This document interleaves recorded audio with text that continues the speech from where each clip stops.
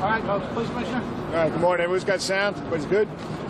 All right, good morning. At approximately 7:20 this morning, we had a terror-related incident in the subway in the passageway between 42nd and 8th and 42nd and 7th. The governor's going to speak. The mayor's going to speak. I'm going to give you some more details. Dan Nigro is going to talk about some of the minor injuries, and then Joe Loda is going to talk about subway service. Governor? Thank you. Good morning to everyone. The first news this morning was obviously very frightening and disturbing. When you hear about a bomb in the subway station, which is in many ways one of our worst nightmares, the reality turns out better than the initial expectation and fear. You had a number of law enforcement agencies that did a fantastic job. The NYPD, the PAPD, the Port Authority Police, the MTA Police, they were all on it. You see behind us representatives of all the agencies coordinated. The Assistant Director of the FBI, Bill Sweeney, is here. So everyone worked together. There was an explosion. The police commissioner will go over the details. It was an effectively low-tech device. There were several injuries, we hope minor, and it was handled extraordinarily well. There was a disruption in train service and bus service while a sweep was being done. That's all being restored now, as you'll hear from Joe Loda. The subway service, except at 42nd Street, is being restored.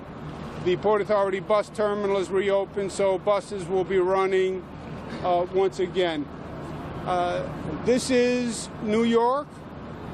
The reality is that we are a target by many who would like to make a statement against democracy, against freedom. We have the Statue of Liberty in our harbor, and that makes us an international target. We understand that. With the internet now, anyone can go on the internet and download garbage and vileness on how to put together an amateur-level explosive device. And that is the reality that we live with. The counter-reality is that this is New York, and we all pitch together, and we are a savvy people, and we keep our eyes open, and that's what See Something, Say Something is all about. And we have the best law enforcement on the globe, and we're all working together extraordinarily well. I want to thank the mayor and the mayor's office for doing a great job this morning. And we will go forward, and we'll go forward together.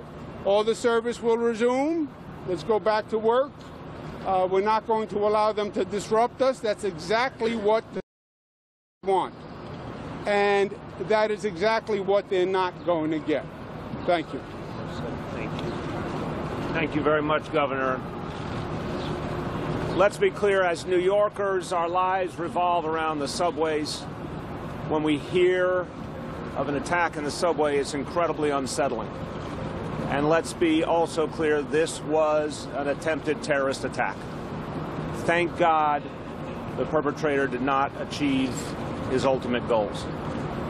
Thank God our first responders were there so quickly to address the situation, to make sure people were safe. Thank God the only injuries that we know at this point were minor. But I agree 100% with the governor's point. The choice of New York is always for a reason, because we're a beacon to the world, and we actually show that a society of many faiths and many backgrounds can work, and we show that democracy can work, and our enemies want to undermine that. The terrorists want to undermine that, so they yearn to attack New York City. But New York City is blessed with the finest law enforcement. And what our first responders did today was another example of the ability to address a situation quickly, contain it, and make sure people are safe. Let me just say, it's very important for my fellow New Yorkers to know there are no additional known incidents at this time. There are no additional known activities. We will wait for a fuller investigation, of course, by the NYPD and the MTA police and Port Authority police and FBI. But at this point in time, all we know of is one individual who, thank God, was unsuccessful in his aims. There are also no credible and specific threats against New York City at this time. But we will give you more information, of course, as the investigation unfolds.